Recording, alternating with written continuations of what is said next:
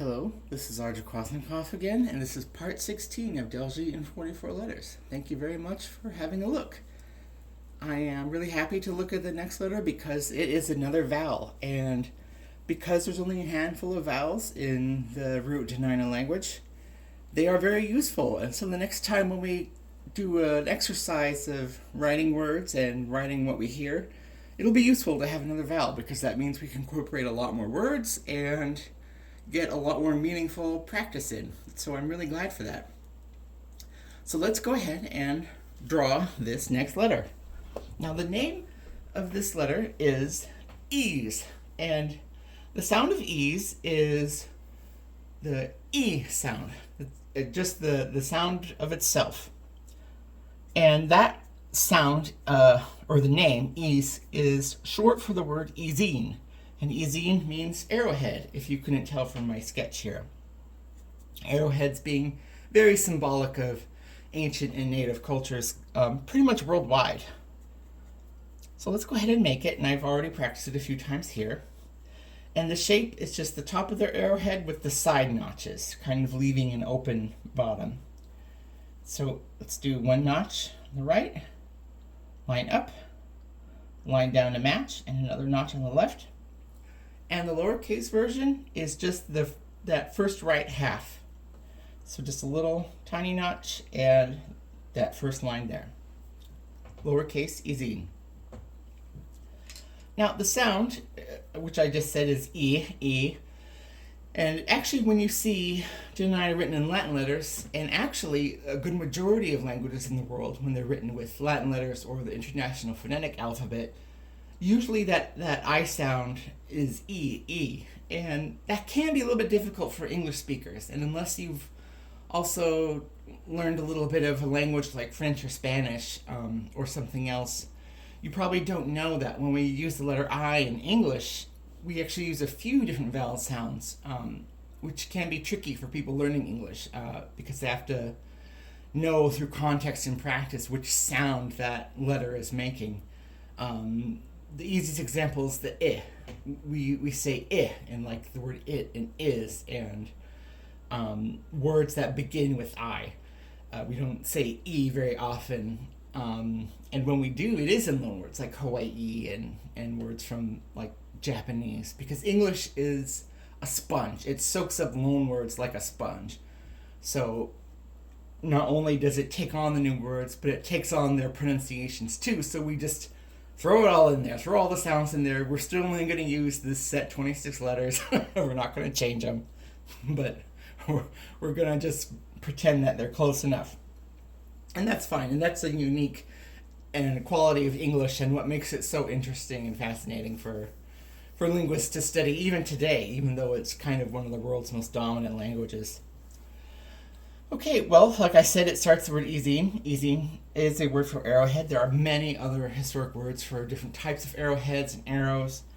But the letter itself, the sound E, doesn't start too many Dena'ina words.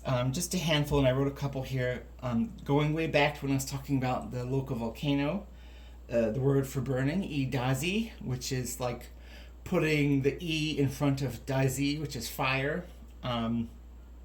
And so that is Delzhi, and that's the name that I have for the volcano here. It's also in the word eat, and when you see like little simple word charts, because there have been a few made for Dena'ina, this is usually the one that they use for the E sound. Ik, it just means clothes or clothing.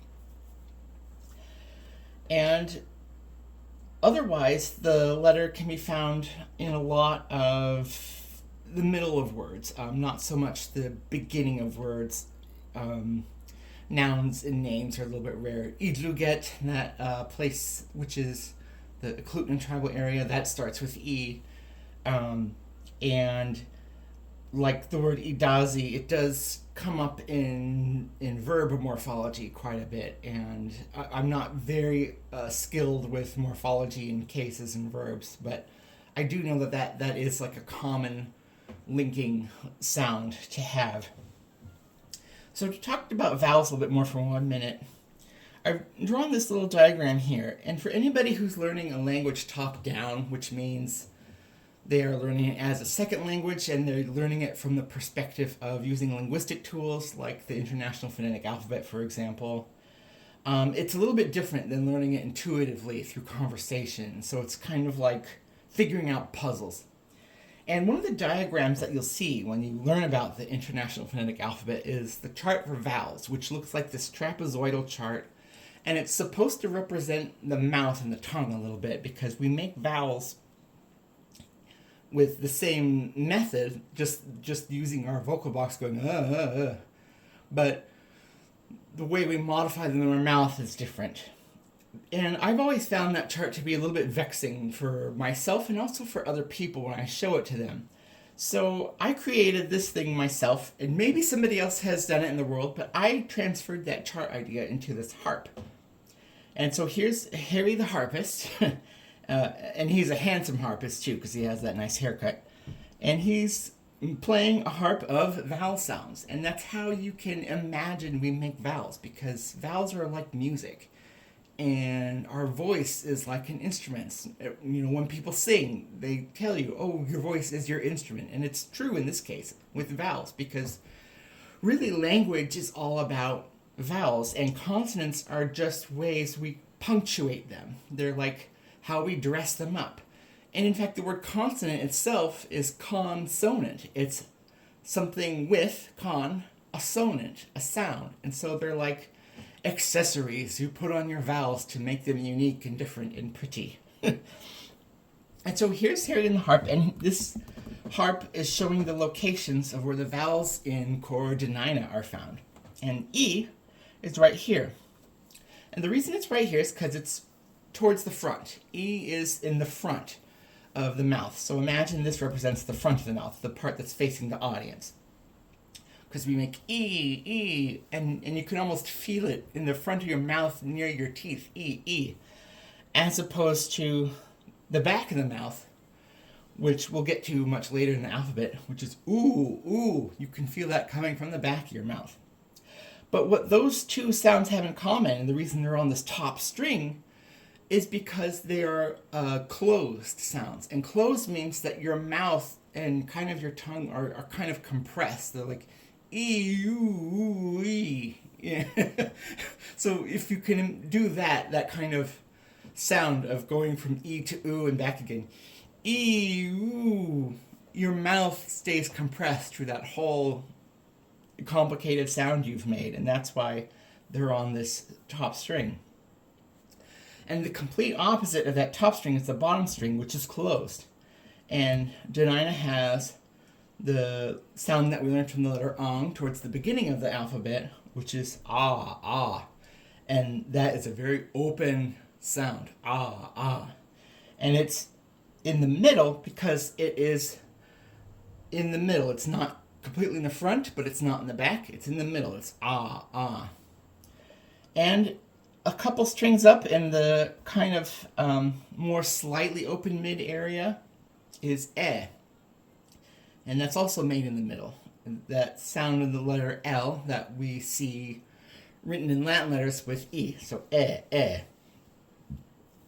And there's 4 strings because it's most commonly accepted that there's closed, a version of mid that's kind of more closed than the middle, a version of mid that's more open than the middle, and then the closed sounds.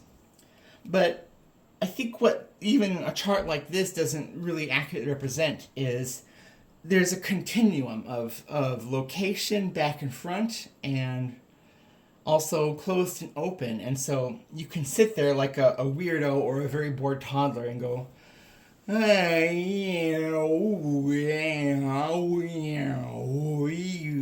and just kind of go all over the place in one big sound. And so it kind of helps to think of the vowel chart as the Cartesian grid, the one that you learn in school when you're learning about algebra, and how the grid of the numbers, even though we use finite integers like 0, 1, 2, 3, we can actually have numbers that are in between those points and infinitely between those points. And that's one of the reasons why we have things like dialects and accents. one of those aspects of differences is vowel shifting. And if you'll notice in different accents, people say their vowels a little bit differently. And so imagine if people started saying this E sound, E, a little bit farther back. E, and like in the middle here. That would be an example of a vowel shift, and that would be an example or a feature of a dialect difference.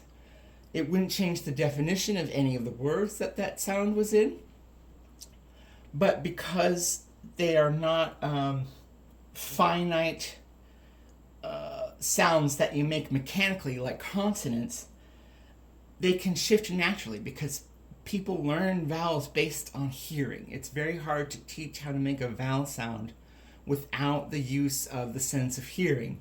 And over time, what people hear, or a group of people hear, can shift just very slightly over time. And that's how you get the branching out of different dialects. And in English, we have many wonderful, colorful dialects all around the world now. And so even though you look at a map and that shows you where languages are most spoken, you have the Anglosphere, which is the parts of the world that speak English. You have the Hispanosphere, almost all of Latin and South America. You have the Francosphere, which is not just France, but a good portion of Africa still, and some of Canada, and even a little bit of Asia.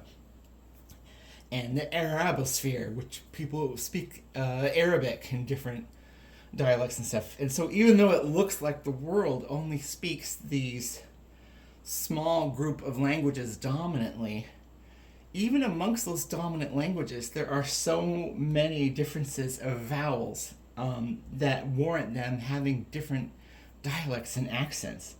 And vowels, of course, are just one feature of that. There's also definitions. Consonants can even change, but that's a little bit more trickier to do. It's not as easy. It doesn't happen as easily over time as vowel shift does. And so we could think of that, of people learning how to play this harp, like Harry the Handsome Harp Player. He's learned how to play these vowels, but he's learned it because he's heard them from someone else. And maybe the way he's playing this harp is just slightly different from the way that the person he learned it from. And so even if you learn about musicology and musicians, you know that you can almost tell, and there's people that are able to listen to samples of classical music, not just contemporary music, and they'll be able to tell who the composer is or who the musician is, just based on the style and the patterns and the sound quality, and it's actually possible for people to do that. And so that's what makes vowels so interesting, is they're kind of this untamed variable of language that we can't quite pin down very often. And I guess I want to talk just really briefly about the symbology of the arrowhead. I wrote a couple words here just for fun. Delzhi is the name for a whole arrow. T'ilten is the word for a bow or a bow and arrow. And like I said before, there are many other words for arrows and bows, and ones that are different sizes for different purposes, wood, so on and so forth. These are just a few basic ones. But when the advent of guns came to the area, the word izin was translated and adopted to use for the word for bullet or gun itself. And so izin can also mean a gun or a bullet in a much more recent definition. And for me, the arrowhead, it kind of represents a little bit of death in life, because it's about the acceptance of life being a violent prospect, and that's not a very comfortable thing for people to think about. But when you think about how we get food and how we eat, and we require energy of organic matter from some other living being, even if it's a plant, we're still taking from that other living being to help us survive. It's reflective of the cycle of life and death. And I think it's really unique that arrowheads are among the only things that survive from extremely ancient culture, Kachamak culture, that culture I mentioned a while ago, which is like the first evidence of humanity here, our ancestors from so long ago we can't even remember anything about them. So it's interesting to me that it's the instrument of death that survives as evidence of life at a certain time. And I think that's a really unique and beautiful aspect of what the arrowhead represents, and kind of the cycle of life and the acceptance of knowing that we take other life in order for us to live, as other animals all around us do, and living beings and plants. And even plants are benefiting from the death of other organisms around them, and that we're all part of that circle. And even though it's a scary and often difficult thing to conceptualize, it is a matter of acceptance, and just remembering, like the arrowhead, it's paradoxically an evidence of life. And so that's what I want to leave you with. Thank you very much for joining me, and I hope to see you in more videos. Thank you.